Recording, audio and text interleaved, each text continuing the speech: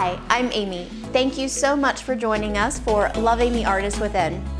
A lot has happened since we met Shane over a month ago. She has released her book, Divine Disturbances. She has launched a Facebook Live campaign where she is tackling some really powerful questions. This week we enter part 3 of our series with Shane Maynard. And I have to say, we saved the best for last. This is a question that I brought up because it was kind of bothering me. I struggle with this as well. There's so many different things that I love to do, and I'm always told to narrow my focus and kind of be a niche, find a niche, and I have a really hard time with that. So I brought it up to Shane, and here's what she had to say. You're a poet, a painter, an author, creative coach, activist, educator. There's so many things that you're doing and that you do. And a lot of times there's a myth or a misconception that if you do everything, then maybe something is falling away, or maybe you need to narrow your focus. You need to hone into something and do that well. That's where you succeed. Could you talk a little bit about that myth, or is it a myth? I would love to talk about that. I'm so glad you asked that question.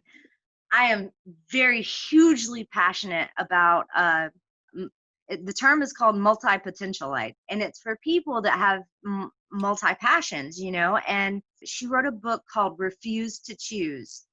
And it was just, it's so much confirmation how there's not a one size fits all when it comes to a creative's lifestyle.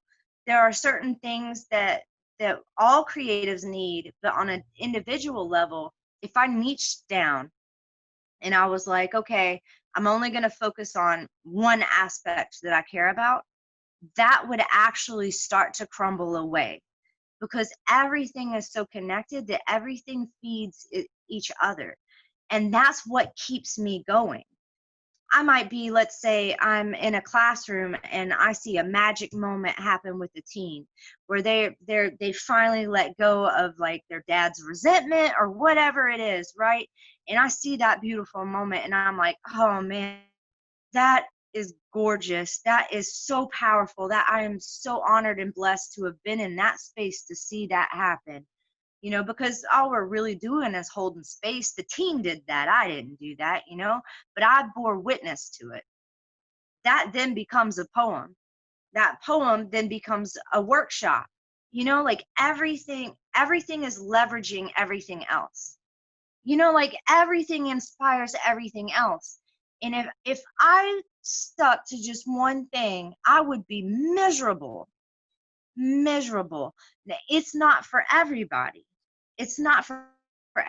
But for artists and multi-passionate people who are dedicated to living a life where their art is their life practice.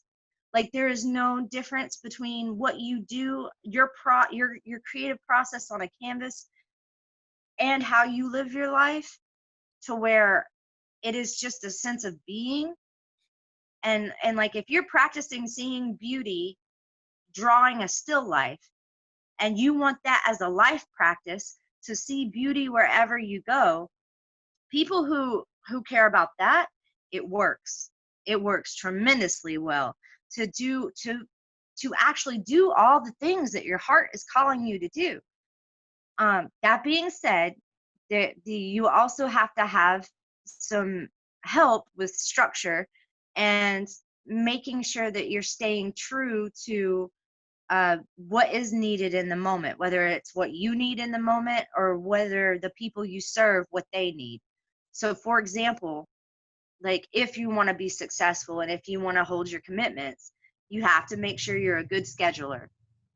And if you're not, ask for help. I think especially multi-passionate people, that you need to ask for help when you get to a point. Everybody does. I think everybody has a problem asking for help. But if you want to do this for a living, if you've got dreams that you want to achieve, no matter if it's just one dream or if you're multi-passionate, you are going to have backup. Nobody gets successful on their own.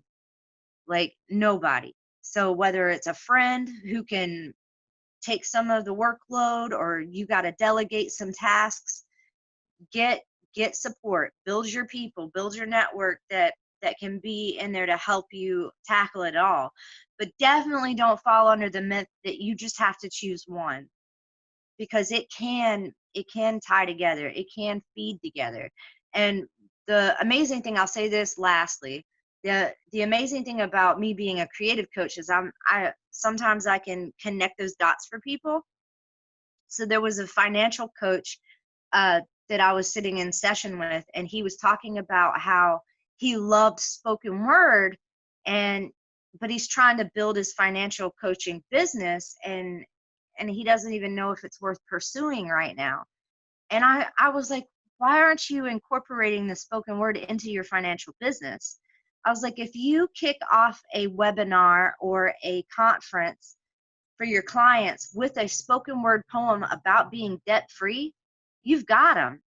You've got them. They're already invested in you. They're there because you're hitting all the emotional points with the emotional poetry piece. And I was like, incorporate it into your marketing. Your marketing doesn't have to be like, oh, come check out this debt-free program. You can add poetry into your copy and your content. And he was just like, his whole face lit up, and that's what I love to see. I love to see that. I love it so much. His whole Yeah, face was just like, oh my gosh, you're right, I can do both. And I was like, yes. I know. That is such a rewarding feeling. I mean, it really is. That's why we do what we do. I love that. When did you start to love the artist within? I love that question, because I've never been asked that before, and I've been thinking about it ever since you ever since I knew that was a question. I think for me, I didn't really have a problem loving the artist within. It was all the other factors of myself. Because I think it's because I never tried to be a perfectionist. I think I was writing from such a place of survival that I didn't really care if it was good. It wasn't really something that, like, oh, does this matter? I just knew I needed it. Like, I had to. Like, there wasn't an option, Um, I didn't struggle with, am I good enough, or do people need to hear this, until later on in life.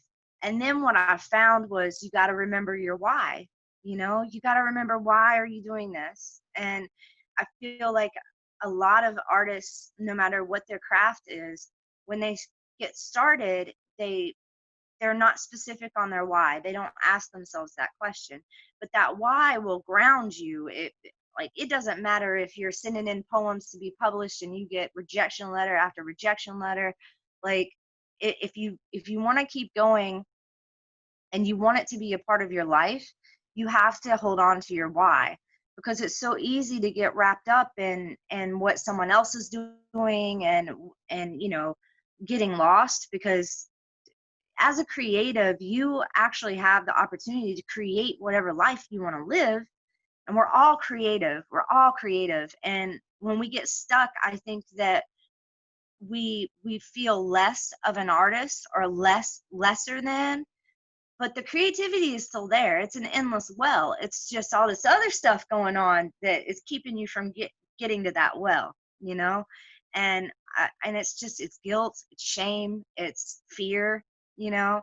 And I didn't really face those factors until later on. But definitely holding on to my why helped me remember and reconnect with loving, the art form within, and how this benefits me and others, and remembering that that's the most important thing. And that it feels so good to create. Like, it just feels good, So, as an artist and as a creative, I mean, you're right. When we're not creative, when we're blocked, when we don't feel like we're getting our art out there or producing it ourselves, it's like we're not human anymore. It's like we're not a person anymore, because our identity is so connected to that creative seed that's within us. And when it's not growing, when we're not watering it, when we're not providing sunlight, when we're not feeding it, um, then it's like our garden does not grow and there's nothing to harvest. Yeah, that has been a struggle for me as well, because especially, but more so with activism.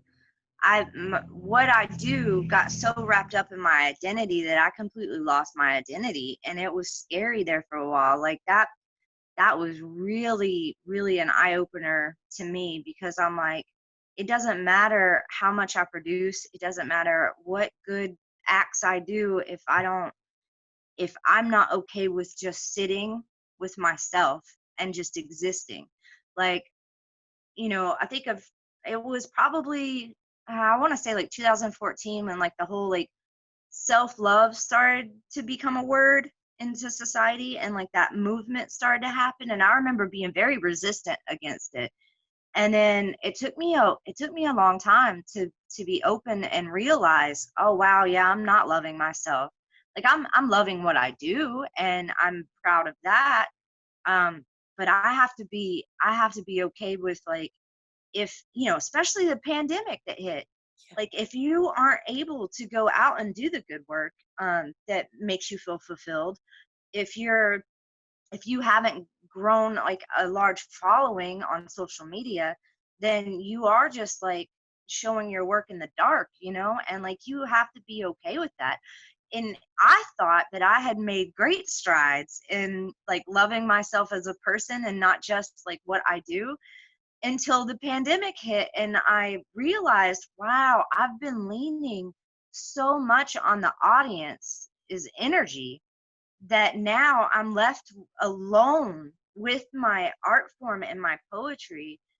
uh and it was uncomfortable, and I started questioning myself, like, and it was weird, and I was like, wow, I have been codepending on an audience reaction for so long that I've not gotten intimate again with my work. So instead of trying to do a bunch of virtual shows like right when the pandemic hit, I went back and got intimate with my work again, because I felt like that was something very important that I needed to remember and cultivate.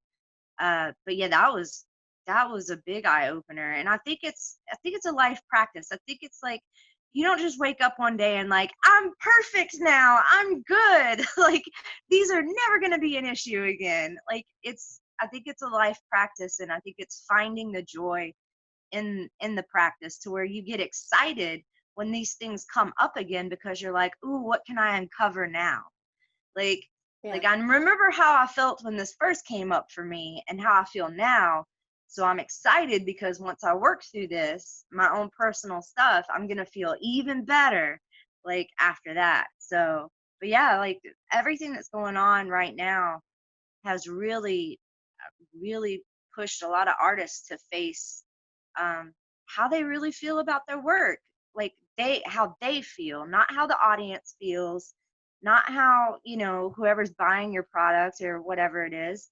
Like, how do you feel? A couple of things came up during that. One is, you know, it's always a journey, it's always a process, and you always have to go back to it and figure it out and, go through it. I equate it to going to the grocery store. It's like when you run out of milk and you like creamy coffee, then guess what? You got to get up, you got to go to the grocery store, you got to get the milk, you got to come back, and the milk only lasts for so long, and then you got to keep refilling it. Love that analogy. I think that's totally true. Totally true. And I think people forget too that in order to be an artist and a poet or whatever it is you do, you also have to live a life that cultivates that. And artists' needs are different. Like you also need to cultivate these experiences that will fuel your inspiration and your joy as well, so that you can really tap into that. I don't believe that inspiration is something that just strikes. I really truly believe in my heart it is a constant current, and you have to train yourself to reach in and out of it. To ride It's it. Yeah, always there. Yeah. I love that. I feel like artists can breathe a sigh of relief now that we know that we are multi-potentialites, and that's okay. I think being a multi-potentialite is gonna be one of my superpowers. Thank you so much for joining us, and thank you so much, Shane. It's been such a wonderful month, and all of these series have been super enlightening. And definitely check out her book, Divine Disturbances.